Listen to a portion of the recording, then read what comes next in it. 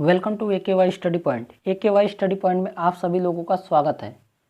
रसायन विज्ञान के 500 प्लस महत्वपूर्ण प्रश्नों की श्रृंखला के अंतर्गत हम लोग ये चौथा वीडियो है। इससे पहले हम लोगों ने 3 वीडियो अपलोड कर दिए। जिन लोगों ने अभी तक नहीं देखा है, वीडियो का डिस्क्रिप्शन में उन सभी वीडियो का लिंक दिया गया है, आप वहाँ से जाकर देख सकते हैं। तो आज की वीडियो में हम लोग 301 प्रश्न से 400 प्रश्नों के बीच लगभग 100 महत्वपूर्ण प्रश्नों को डिस्कस करेंगे, जो सभी परीक्षाओं की दृष्टि से अति महत्वपूर्ण होंगे। तो जल्दी से आप लोग वीडियो को शेयर कर दीजिए ताकि अधिक से अधिक बच्चे जुड़ जाएं। अभी तक जिन लोगों ने चैनल को सब्सक्राइब नहीं किया है, चैनल को सब्सक्राइब कर लें और पास में लगी बेल आइकन को भी प्रेस कर लें ताकि हर वीडियो का नोटिफिकेशन आपको मिलता रहे। तो चलिए शुरू करते हैं आज की वीडियो। आज का हमारा पहला क्वेश्चन है क्वेश्चन नंबर 301। वास्तविक विलयन में पदार्थ के कणों का आकार कितना होता है? जो आपका वास्तविक विलयन होता है उसमें जो कण होते हैं उनका आकार कितना होता है? तो लगभग कितना होता है? 10 के पावर -7 सेंटीमीटर से क्या होता है? कम होता है। उनका जो व्यास होता है 10 के पावर -7 सेंटीमीटर से कम होता है। अगला हमारा क्वेश्चन है क्वेश्चन नंबर 302। कोलाइडी विलयन में पदार्थ के कणों का आकार कितना होता है?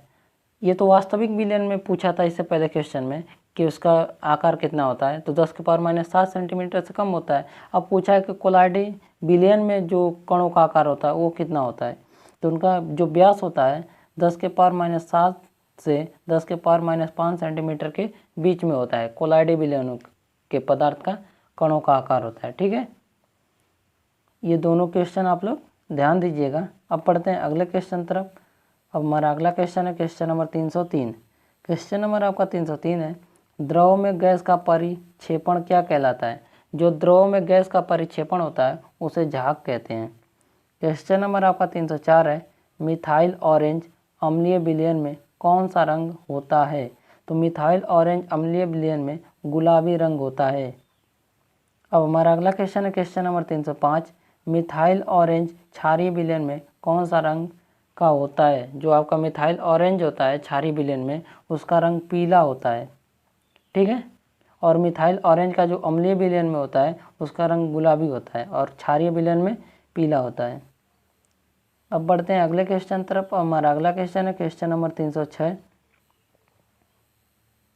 मिथाइल ऑरेंज उदासीन विलयन में कौन सा रंग का होता है? तो उदासीन में मिथाइल ऑरेंज का जो रंग होता है वो नारंगी रंग का होता है। क्वेश्चन नंबर आपका 307 है, फिनाल्फथलीन क्षारीय विलयन में कौन सा रंग का होता है? जो फिनाल्फथलीन होता है उसका क्षारीय विलयन में गुलाबी रंग का होता है। अब पढ़ते हैं अगले क्वेश्चन तरफ। हमारा अगला क्वेश्चन है क्वेश्चन नंबर 308। जो फिनाल्फथलीन होता है अम्लीय विलयन में उसका रंग कैसा होता है? तो रंगहीन होता है। फिनाल्फथलीन का जो अम्लीय विलयन में रंग होता है वो रंगहीन होता है। अब बढ़ते हैं अगले क्वेश्चन तरफ। हमारा अगला क्वेश्चन है क्वेश्चन नंबर 309। क्वेश्चन नंबर 309 है, फिनाल्फथलीन उदासीन विलयन में कौन से रंग का होता है? तो उदासीन विलयन में क्या होता है? रंगहीन होता है। क्वेश्चन नंबर आपका 310 है, लिटमस उदासीन विलयन में कौन सा रंग का होता है? तो लिटमस जो होता है उदासीन विलयन में बैंगनी रंग का होता है। ये जितने भी रंगों से रिलेटेड प्रश्न हैं आप लोग ध्यान दीजिएगा, इससे भी एक आध दो क्वेश्चन जरूर पूछे जाते हैं। ठीक है, अब बढ़ते हैं अगले क्वेश्चन तरफ। हमारा अगला क्वेश्चन है क्वेश्चन नंबर 311। कार्बन की परमाणु संख्या कितनी होती है? तो कार्बन के परमाणुओं की संख्या कितनी होती है? 6 होती है। क्वेश्चन नंबर आपका 312 है, कार्बन को आधुनिक आवर्त सारणी के किस वर्ग में रखा गया है? तो कार्बन को आधुनिक आवर्त सारणी के 4A वर्ग में रखा गया है। अब बढ़ते हैं अगले क्वेश्चन तरफ। हमारा अगला क्वेश्चन है क्वेश्चन नंबर 313। क्वेश्चन नंबर 313 है, वैसे पदार्थ जिनके रासायनिक गुण समान एवं भौतिक गुण भिन्न हो वे क्या कहलाते हैं?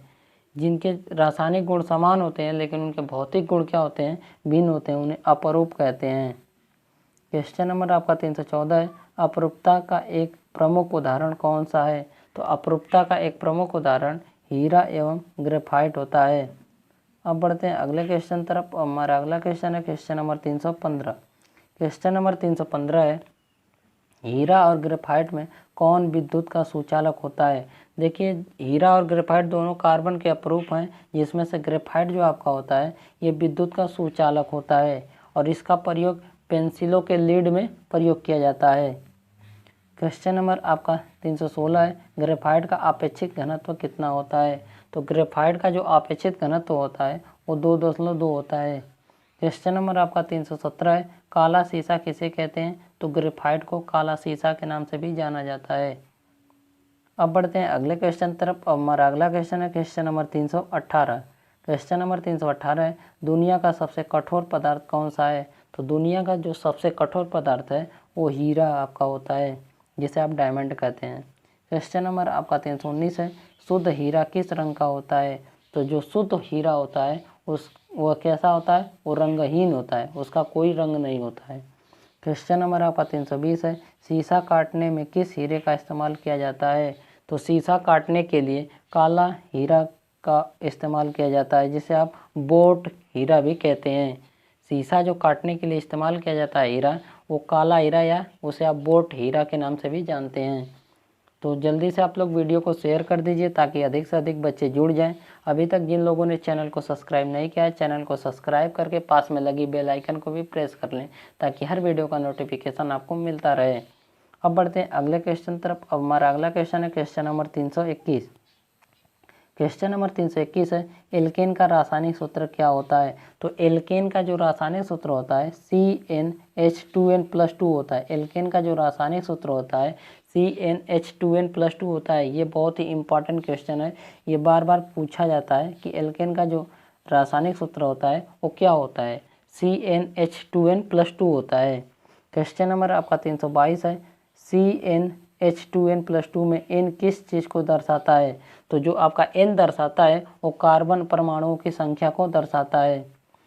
अब हमारा अगला क्वेश्चन है क्वेश्चन नंबर 323। क्वेश्चन नंबर 323 है, एल्केन के प्रमुख उदाहरण कौन से हैं? तो एल्केन के प्रमुख आपके उदाहरण है मीथेन है, इथेन है, प्रोपेन है, ब्यूटेन है आदि। ये सभी किसके उदाहरण है? एल्केन के होते हैं। क्वेश्चन नंबर आपका 324 है, एल्काइन का रासायनिक सूत्र क्या होता है? तो एल्काइन का रासायनिक जो सूत्र होता है CnH2n+-2 होता है। इसमें एल्केन में क्या होता है? +2 होता है, लेकिन इसमें एल्काइन में क्या होता है? CnH2n-2 होता है। ठीक है, ये जितने भी एल्काइन हुआ, एल्केन हुआ, एल्कीन हुआ, इन सभी के रासायनिक सूत्रों को आप लोग ध्यान से देख लीजिएगा, जरूर इससे 1 न 2 क्वेश्चन पूछे जाते हैं। ठीक है, अब बढ़ते हैं अगले क्वेश्चन तरफ। हमारा अगला क्वेश्चन है क्वेश्चन नंबर 325। बेंजीन का रासायनिक सूत्र क्या होता है? तो जो आपका बेंजीन होता है वो C6H6 होता है। उसका रासायनिक सूत्र क्या होता है? C6H6 होता है।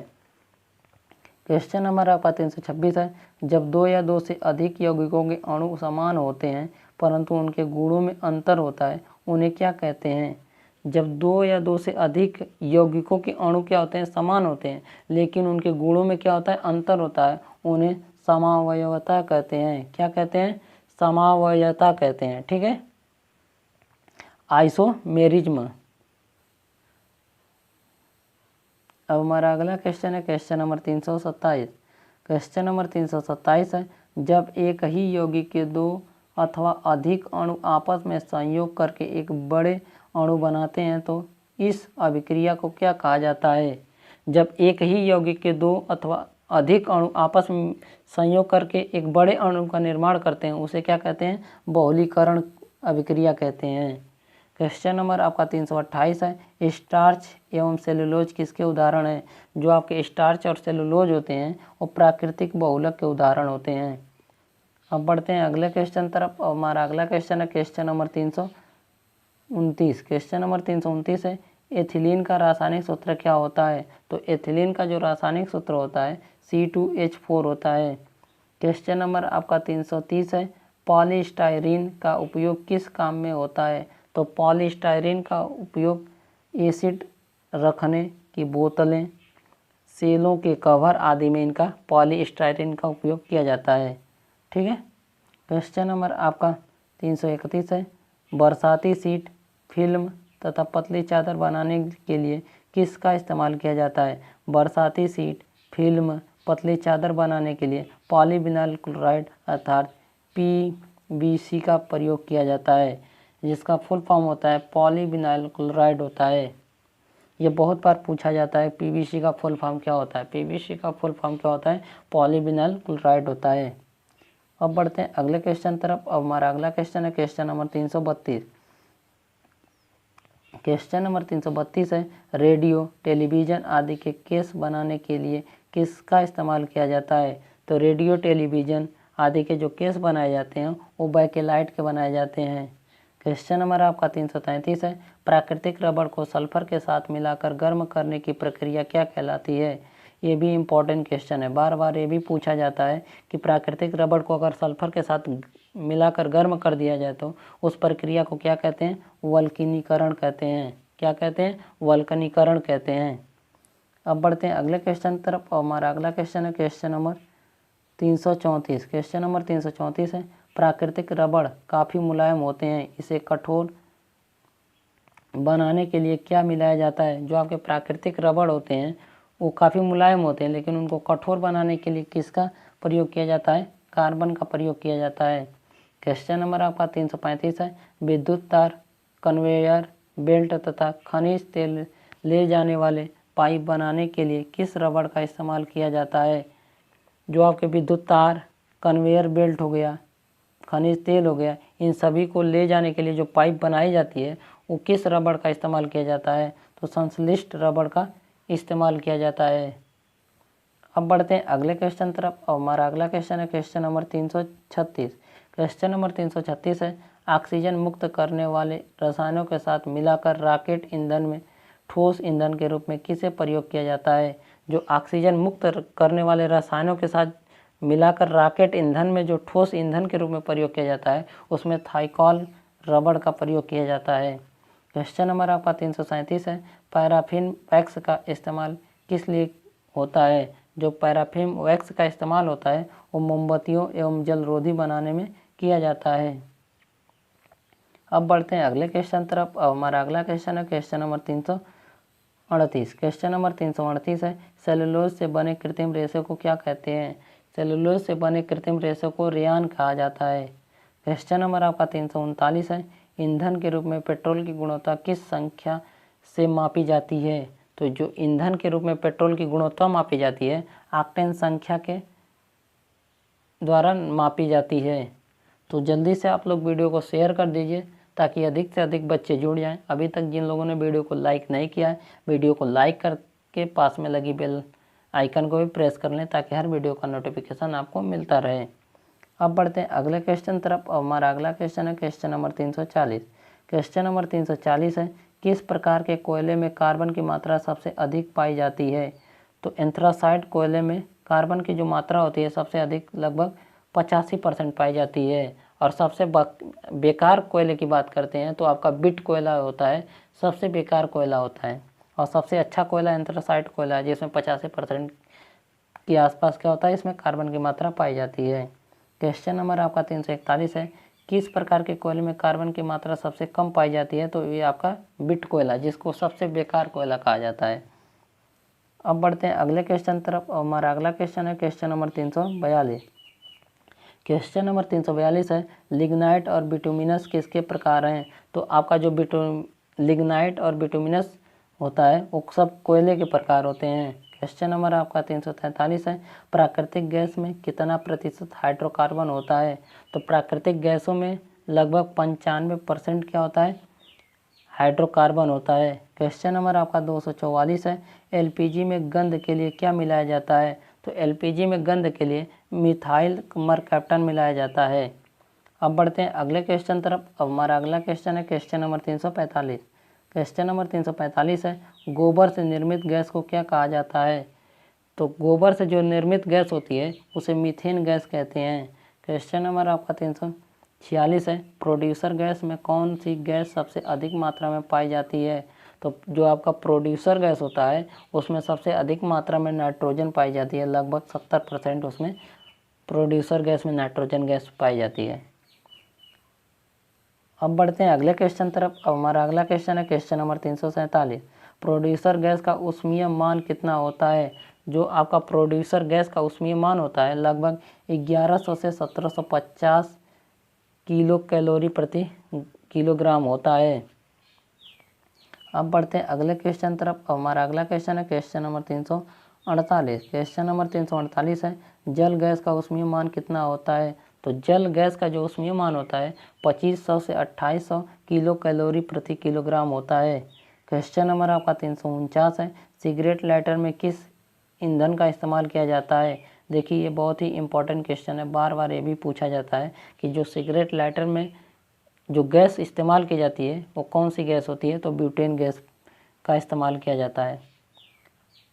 अब बढ़ते हैं अगले क्वेश्चन तरफ। अब हमारा अगला क्वेश्चन है क्वेश्चन नंबर 350। क्वेश्चन नंबर 350 है किस धातु का ऊष्मीय एवं विद्युत चालकता सबसे कम होती है। तो सबसे कम चालकता किसकी होती है, सीसा की होती है। क्वेश्चन नंबर आपका 351 है धातुओं के ऑक्साइड की प्रकृति कैसी होती है।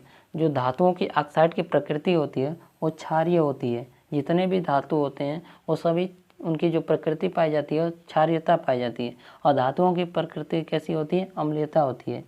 ये भी क्वेश्चन बार बार पूछे जाते हैं।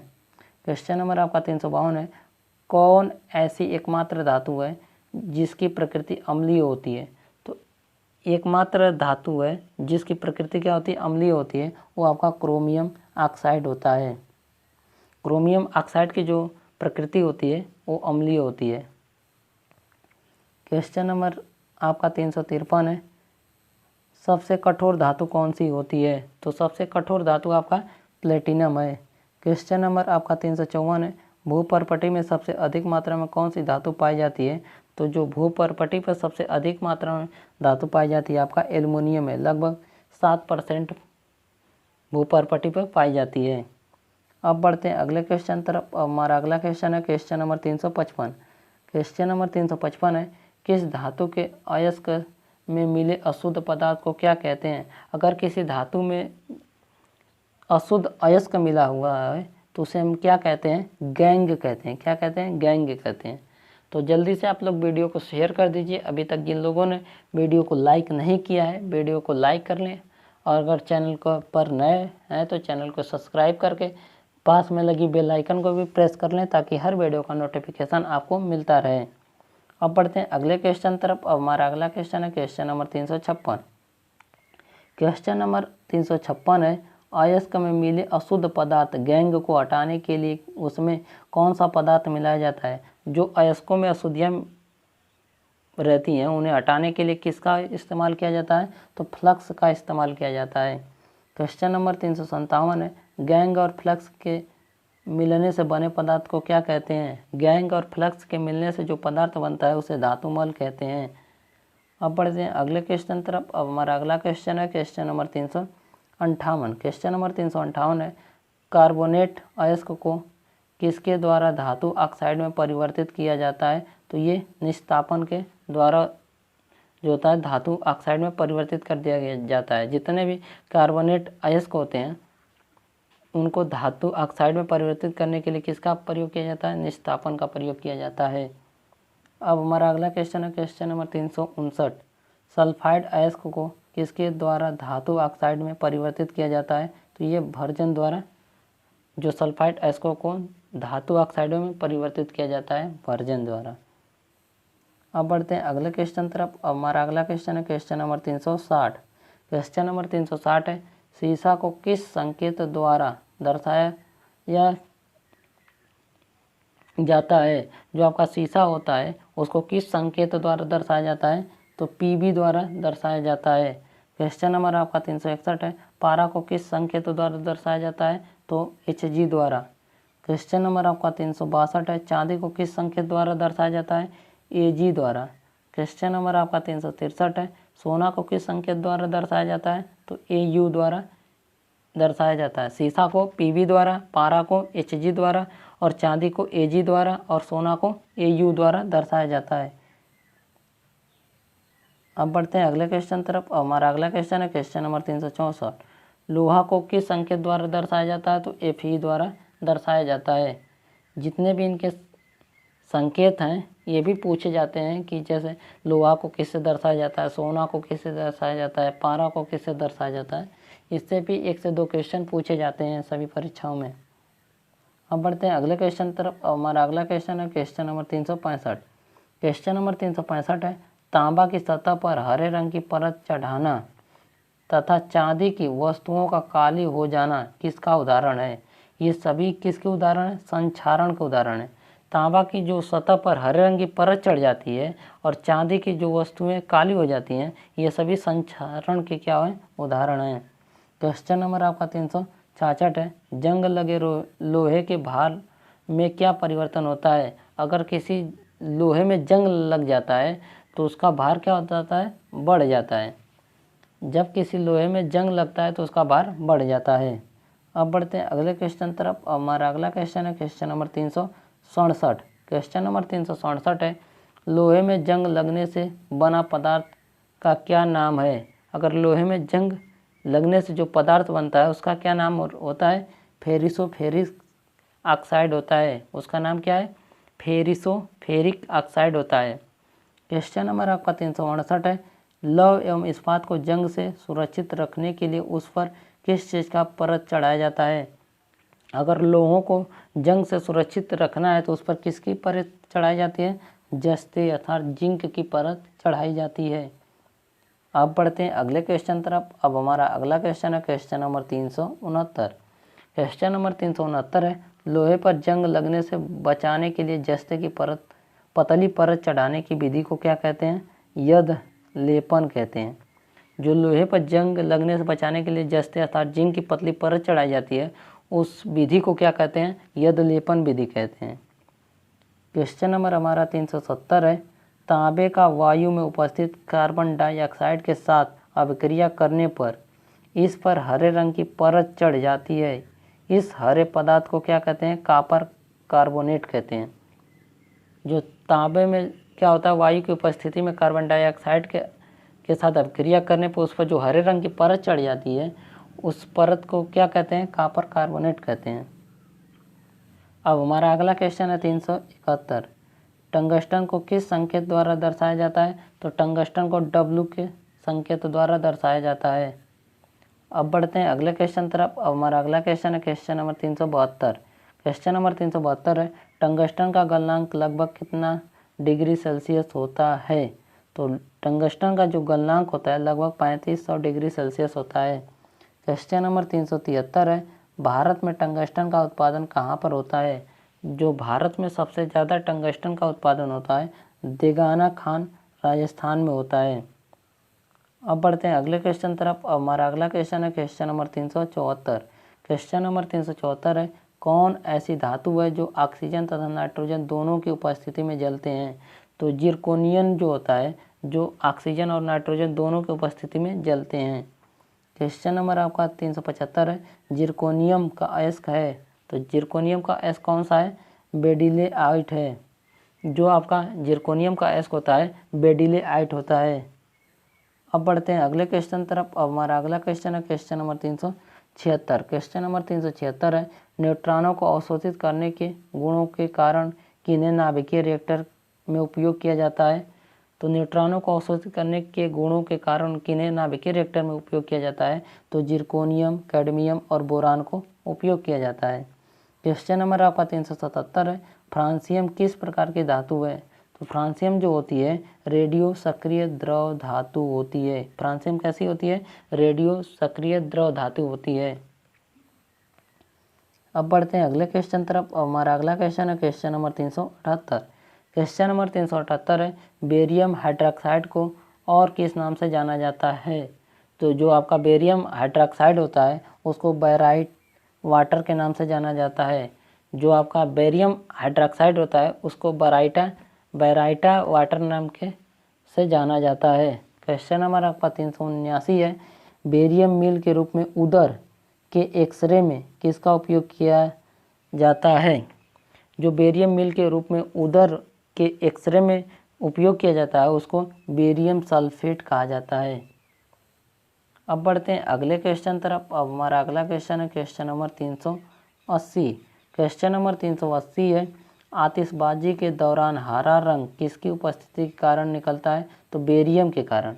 जो हरा रंग आतिशबाजी में जो पड़ाकों में हरा रंग निकलता है वो बेरियम के कारण निकलता है। ये बहुत ही इम्पॉर्टेंट क्वेश्चन है, ये भी क्वेश्चन पूछा जाता है। ठीक है, तो अब सिर्फ 20 क्वेश्चन और बचे हैं, तो जल्दी से आप लोग वीडियो को शेयर कर दीजिए ताकि अधिक से अधिक बच्चे जुड़ जाएं। अभी तक जिन लोगों ने वीडियो को लाइक नहीं किया, वीडियो को लाइक कर लें। अगर चैनल पर पहली बार विजिट कर रहे हैं तो चैनल को सब्सक्राइब करके पास में लगी बेल आइकन को भी प्रेस कर लें ताकि हर वीडियो का नोटिफिकेशन आपको मिलता रहे। अब हमारा अगला क्वेश्चन है क्वेश्चन नंबर 381। आतिशबाजी के दौरान लाल चटक रंग किसकी उपस्थिति के कारण उत्पन्न होता है? तो इस स्ट्रांसियम के कारण। जो आपका हरा रंग पटाखों से निकलता है वो बेरियम के कारण होता है, और जो लाल रंग निकलता है वो स्ट्रांसियम के कारण होता है। ठीक है, अब बढ़ते हैं अगले क्वेश्चन तरफ। अब हमारा अगला क्वेश्चन है क्वेश्चन नंबर 382। क्वेश्चन नंबर 382 है, कौन से ऐसे धातु हैं जो अपने कम अभिक्रियाशीलता के कारण स्वतंत्र अवस्था में पाए जाते हैं? तो जो स्वतंत्र अवस्था में पाए जाते हैं कौन कौन से धातु हैं? चांदी है, सोना है, तांबा है, प्लेटिनम है और बिस्मथ। ये सभी क्या हैं? बहुत ही कम अभिक्रियाशील होते हैं, इसीलिए क्या होते हैं? स्वतंत्र अवस्था में पाए जाते हैं। क्वेश्चन नंबर आपका 383 है, कौन सी धातु उत्कृष्ट धातु के रूप में जानी जाती है? तो कौन सी धातु जो है उत्कृष्ट धातु के रूप में जानी जाती है? सोना आपका है, चांदी है, प्लेटिनम है, मरकरी, ये सभी क्या है? उत्कृष्ट धातुओं के रूप में जानी जाती हैं। अब बढ़ते हैं अगले क्वेश्चन तरफ। और हमारा अगला क्वेश्चन है क्वेश्चन नंबर 384। धातु में सबसे अधिक आघातवर्ध कौन सा धातु होता है? तो धातुओं में सबसे अधिक आघातवर्ध जो धातु होती है आपका सोना और चांदी होता है।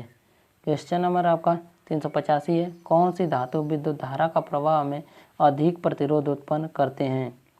तो सबसे अधिक जो विद्युत धारा के प्रवाह में प्रतिरोध उत्पन्न करते हैं वो आपका पारा और लोहा होता है। अब बढ़ते हैं अगले क्वेश्चन तरफ। हमारा अगला क्वेश्चन क्वेश्चन नंबर 386। एल्युमिनियम का सर्वप्रथम पृथक्करण कब हुआ था? तो एल्युमिनियम का जो सर्वप्रथम पृथक्करण हुआ था वो 1827 ईस्वी में हुआ था। अब बढ़ते हैं अगले क्वेश्चन तरफ। हमारा अगला क्वेश्चन है क्वेश्चन नंबर 387। क्वेश्चन नंबर 387 है, कार्नोटाइट का रासायनिक नाम क्या होता है? जो आपका कार्नोटाइट का जो रासायनिक नाम होता है पोटेशियम यूरेनिल वेंडेट होता है। कार्नोटाइट का जो रासायनिक नाम होता है पोटेशियम यूरेनिल वेंडेट होता है। क्वेश्चन नंबर आपका 388 है, पनडुब्बी जहाज में तथा अस्पताल आदि में बंद हवा को शुद्ध करने में किसका इस्तेमाल किया जाता है? तो सोडियम परऑक्साइड का इस्तेमाल किया जाता है। ये भी क्वेश्चन इम्पॉर्टेंट है, आप लोग ध्यान से देखिएगा कि पनडुब्बी जो जहाज में तथा अस्पतालों आदि में बंद हवा को शुद्ध करने में किसका इस्तेमाल किया जाता है? सोडियम परऑक्साइड का इस्तेमाल किया जाता है। क्वेश्चन नंबर आपका 389 है, कैडमियम का अयस्क होता है। तो ग्रीनोकाइट क्या होता है? कैडमियम का अयस्क होता है। अब बढ़ते हैं अगले क्वेश्चन तरफ। हमारा अगला क्वेश्चन है क्वेश्चन नंबर 390। रेडियो सक्रिय तत्वों का समूह होता है एक्टिनाइड। जितने भी एक्टिनाइड समूह के तत्व होते हैं सभी रेडियो सक्रिय तत्व होते हैं। क्वेश्चन नंबर आपका 391 है, विश्व प्रसिद्ध एफिल टावर का आधार किस चीज़ का बना है? जो आपका विश्व प्रसिद्ध एफिल टावर है वो स्टील और सीमेंट से उसका आधार बना हुआ है। क्वेश्चन नंबर आपका 392 है, थूलियम का संकेत होता है। जो आपका थूलियम का संकेत होता है वो Tm होता है। अब बढ़ते हैं अगले क्वेश्चन तरफ। अब हमारा अगला क्वेश्चन है क्वेश्चन नंबर 393। रेडियम का निष्कर्षण किससे किया जाता है? तो जो रेडियम का निष्कर्षण किया जाता है वो पिंच ब्लेंडी से किया जाता है। रेडियम का जो निष्कर्षण किया जाता है किससे? पिंच ब्लेंडी से किया जाता है। क्वेश्चन नंबर आपका 394 है, मैडम क्यूरी ने सर्वप्रथम रेडियम का निष्कर्षण किससे किया था? तो पिंच ब्लेंडी से ही किया था। अब बढ़ते हैं अगले क्वेश्चन तरफ। हमारा अगला क्वेश्चन है क्वेश्चन नंबर 395। क्वेश्चन नंबर 395, वायुयान के निर्माण में किस धातु का प्रयोग होता है? तो वायुयान के निर्माण में पैलेडियम नामक धातु का इस्तेमाल होता है। जो वायुयान का निर्माण होता है उसमें पैलेडियम नामक धातु का उपयोग किया जाता है। अब बढ़ते हैं अगले क्वेश्चन तरफ। हमारा अगला क्वेश्चन है क्वेश्चन नंबर 396। क्वेश्चन नंबर 396, किस धातु का उपयोग फोटो इलेक्ट्रिक सेल में होता है? तो फोटो इलेक्ट्रिक सेल में सेलेनियम धातु का उपयोग किया जाता है। क्वेश्चन नंबर आपका 397 है, अधिकांश संक्रमण धातु और उनके यौगिक होते हैं रंगीन। जितने भी अधिकांश संक्रमण धातु होते हैं और उनके यौगिक किस रंग के होते हैं? रंगीन होते हैं। क्वेश्चन नंबर आपका 398 है, पोटेशियम कार्बोनेट को और किस नाम से जानते हैं? तो जो पोटेशियम कार्बोनेट होता है उसे पर्ल एस के नाम से जानते हैं। अब हमारा अगला क्वेश्चन है क्वेश्चन नंबर 399, विद्युत हीटर की कुंडली किस धातु की बनी होती है? तो जो विद्युत हीटर की कुंडली होती है वो नाइक्रोम धातु की बनी होती है। ये भी इम्पोर्टेंट क्वेश्चन है, बहुत बार पूछा जाता है। और अगला क्वेश्चन है क्वेश्चन नंबर 400 और आज की वीडियो का अंतिम क्वेश्चन है, नाइक्रोम किसका मिश्र धातु है? जो नाइक्रोम होता है उसमें निकिल, क्रोमियम और आयरन का मिश्रण होता है। तो नाइक्रोम किसका मिश्र धातु है? तो आपका निकिल, क्रोमियम और आयरन का है। तो ये रहे आज के हमारे सामान्य रसायन विज्ञान के 500 प्लस महत्वपूर्ण प्रश्नों की श्रृंखला के अंतर्गत ये चौथी वीडियो है। इससे पहले हम लोगों ने 3 वीडियो को डिस्कस कर लिया था, लगभग 300 प्रश्नों को। आज की वीडियो में हम लोगों ने 100 प्रश्नों को डिस्कस किए। तो आज की वीडियो आप लोगों को कैसी लगी हमें कमेंट बॉक्स में कमेंट करके ज़रूर बताइएगा।